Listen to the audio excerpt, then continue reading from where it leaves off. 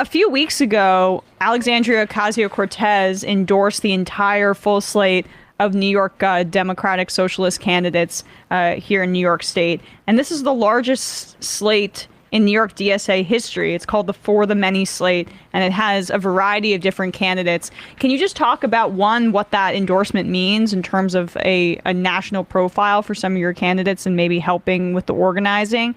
And two, how exciting it is that it's such a large slate and has, from my research and from my understanding, such a diverse slate with diverse experiences and backgrounds, and multi-pronged approaches in different districts. Yeah, we're really excited and terrified. It's a huge slate and it's an incredible amount of work, but I am so thrilled that we're taking it on. We also call it the Green New York slate because we uniquely highlighted climate crisis as one of our top priority issues, and that's uniting all of the candidates among so many other things that is bringing them all together. I will list all of their names, but I'm not going to go into detail right now because I don't want to make everyone sit here and listen to every single bit about them. But it is Sarahana Shrestha in the Mid-Hudson Valley, which is upstate, Vanessa Agudelo, who's in Peekskill, which again is upstate, and then down here in New York City, we've got Iyapa Sairitupac in Lower Manhattan, we've got Kirana Lane in East New York, Sami Namir Olivares in Bushwick, Cypress Hills, also East New York, David Alexis in Flatbush, and Kristen Gonzalez in my neighborhood here in Astoria, Long Island City, and Stuytown. And we're really, really, really thrilled that AOC has endorsed the entire slate. I think there's a number of reasons why she did it. One, she's obviously a DSA endorsed elected and coming in more to this idea of coalition work and kind of block politics, that socialists need to act together in order to make effective change. And then two, she's obviously a federal legislator, and that's where she spends 99% of her time. But I think the more things we've been able to win in New York City and New York State, the more it's becoming clear to her and many other folks in Congress and across the country that local politics, state level politics, has ridiculous amount of potential to affect workers, to talk to regular people and, politicize them, bring them into the project, and nationwide to affect politics. An idea here in New York, a bill that we can pass here, can make it onto the national stage and become a model for what policy we want to see at the federal level. And I think that is the best way. I mean, for me, and why I said I was supportive of the entire DSA slate is because and why I'm so encouraged by what you're doing is, one, you can see the gains of New York DSA based on past candidates who have won, but they were fewer, right? I mean, the 2018 midterm elections, Alexandria Ocasio Cortez, Julia Salazar, 2020, there was a larger slate that won, but now this is even exponentially larger than all of that. And my belief really is that the left, specifically in these blue states where corporate Democrats have allowed to kind of reign supreme, needs a apparatus, a coalition that can wield its own power. And my belief is that DSA is the best way to do that within the state.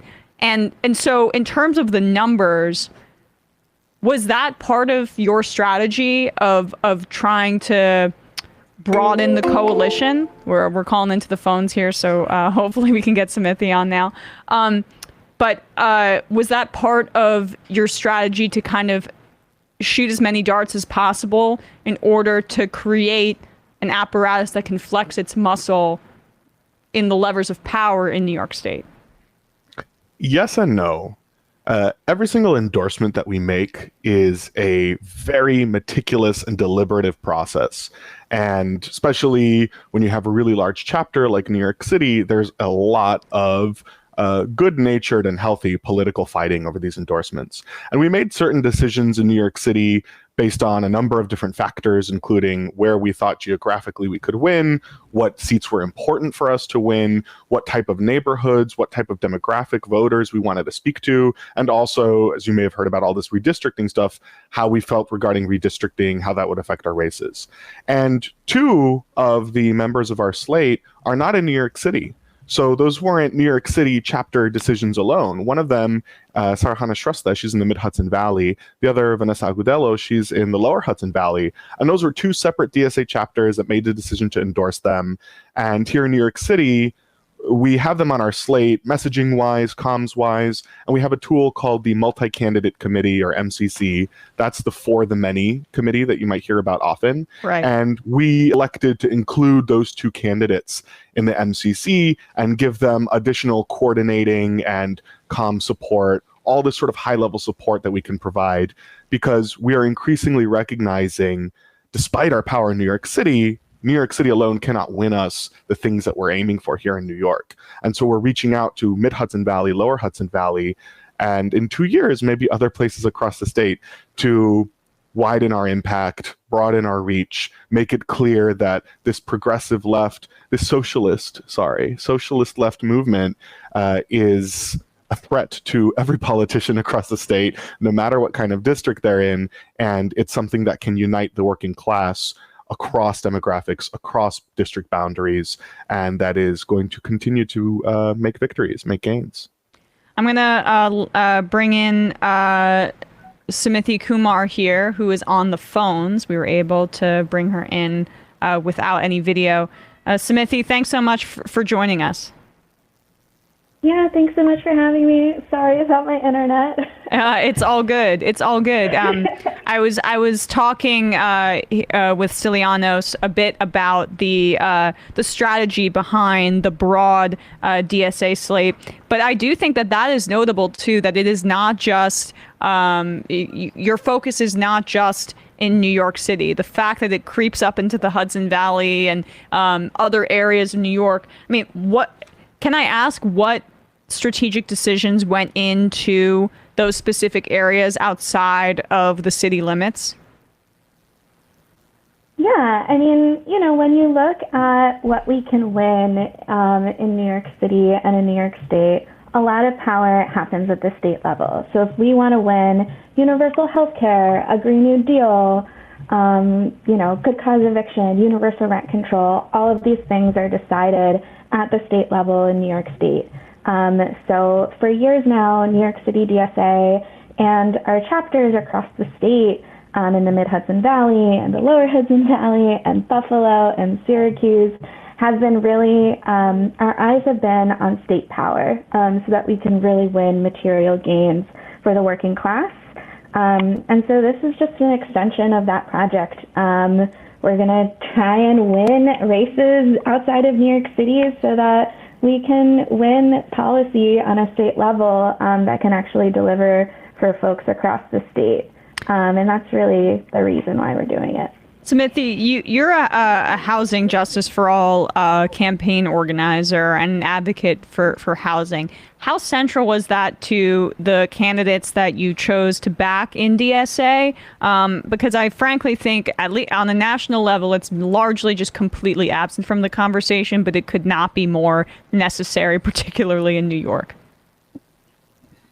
Right. I mean, housing has been one of our chapter's priorities for a long time.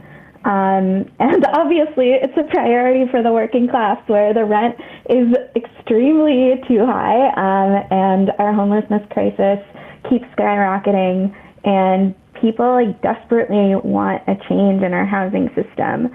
And so a lot of folks who are running this year and who ran in 2020 ran on housing. In 2020, it was the height of the pandemic, and people were running on canceling rent and extending the eviction moratorium. Oh, no. Oh, no. Oh, wait, now you're here. You're back. You cut out for like 2 seconds. Oh, no. We really need some internet for all. Yes. Stylianos can talk about. But I would say yes. Housing is a central part of our platform in New York City DSA and across the state. And we really need our state government to start, doing some.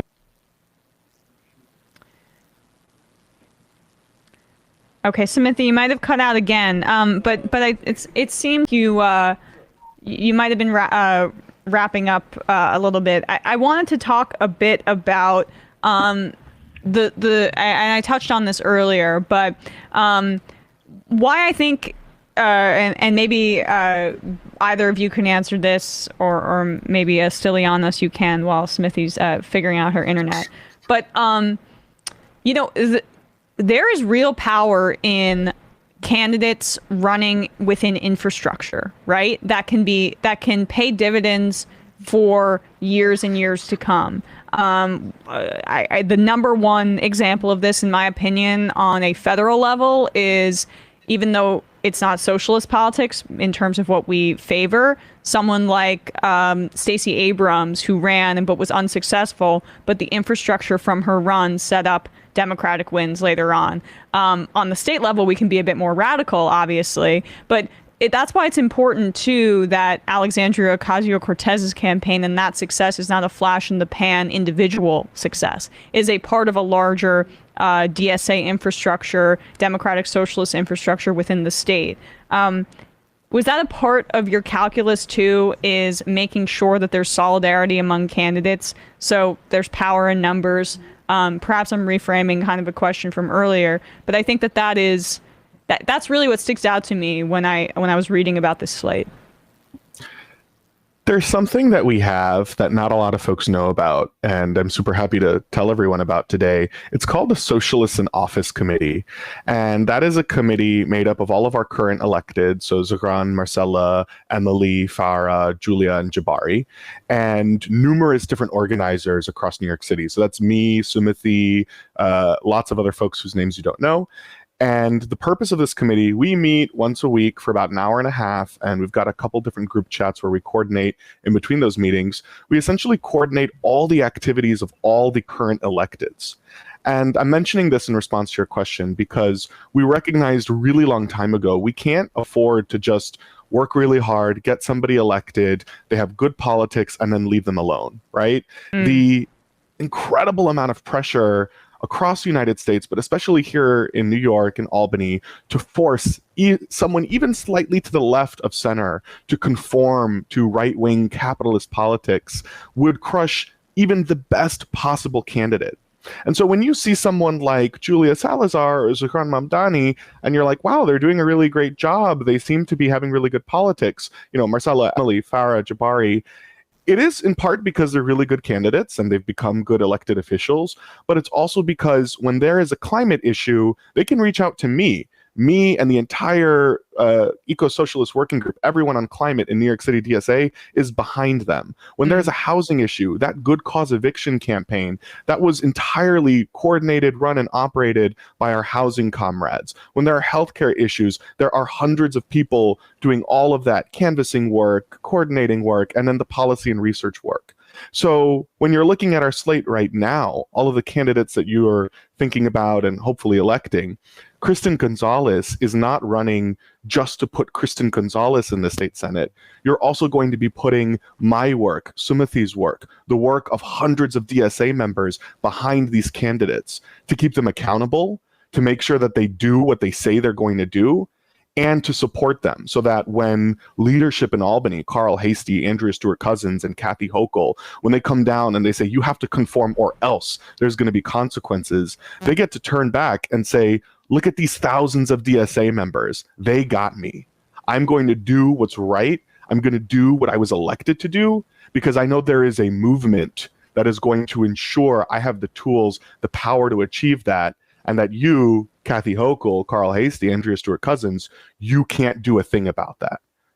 And that's what's really powerful. Right. And you mentioned Jabari Brisport and Julia Salazar, two victories on for your slate and just for the left here in New York.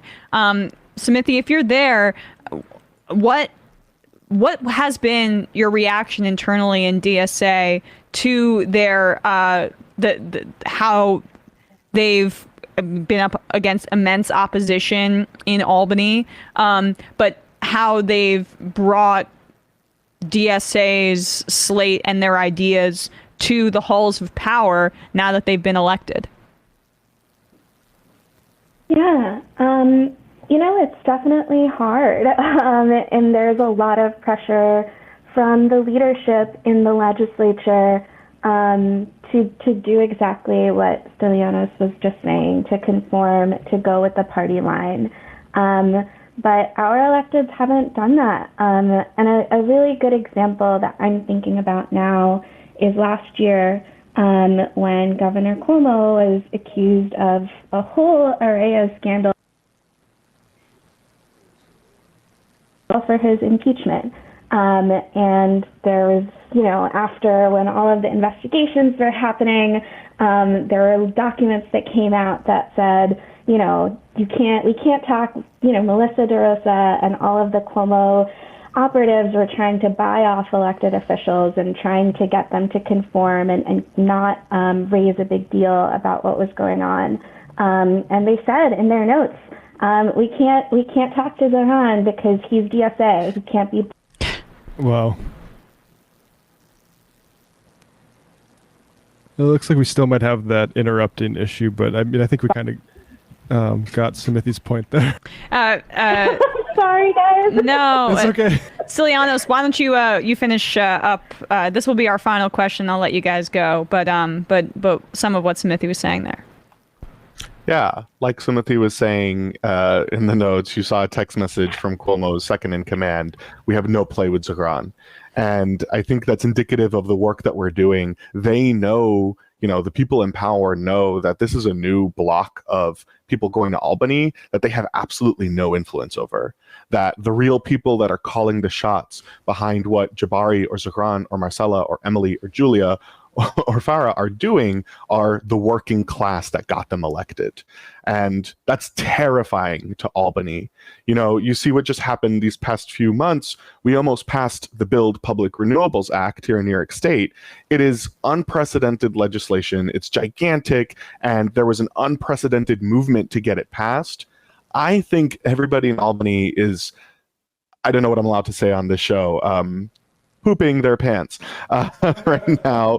I hope that's okay. Everyone in more Albany, than okay. You could have done the S bomb too. We're loose, word. especially on Casual Friday. They're defecating themselves because they realize that there is this increasingly growing uproar of people across the state that are paying attention, that are recognizing they have the power to change things, and they're taking action. Sarhana Shrestha, who's running in the Mid-Hudson Valley, she's a climate organizer. She's running against this assembly member that's been there forever, Kevin Cahill. And Kevin Cahill isn't signed on to any of our bills. But two folks overheard him in the assembly the 2 days before session ended, begging Carl Hasty. He was telling him, quote, "You have to pass this bill. It's going to cost me my seat." And we love to hear that because we know that we are putting the fear of God in these people, and we're doing that together. We are not going to be able to do that with a few good individuals that are not bound by a movement. We're only going to do that with 6 and now soon to be 13 socialists in office, backed by a movement of thousands across the state of working class people that are ready to keep them accountable, ready to give them orders, and ready to back them up when the going gets tough, because it will, and only together can we achieve that sort of change. Sumathy Kumar, campaign organizer for Housing Justice for All, and also the New York City DSA co-chair, and DSA organizer Stylianos Karolidis. Thank you so much to you both for your time today. I really appreciate it. Thank you. Can I say one last thing? Sure. If folks are motivated, I wouldn't be a good organizer if I didn't do this. If folks are motivated, you can go to fortheturnout.nyc to sign up for a number four? Number 4? No, the word spelled out. Okay. FOR, theturnout.nyc. You can sign up for a phone banking shift if you're not in New York, or a canvassing shift if you are. And all of those great things I said, you too can be a part of it. It's really awesome. You can be part of this movement with us. Doesn't require you to have any experience, any knowledge, any special skills. We're all just regular working class people, and we'd love to have you on board. Incredible. And you can see at the top of that page a really cool illustration of the slate of DSA candidates there. Thanks so much for your time today. Thanks to both of you. Really appreciate it.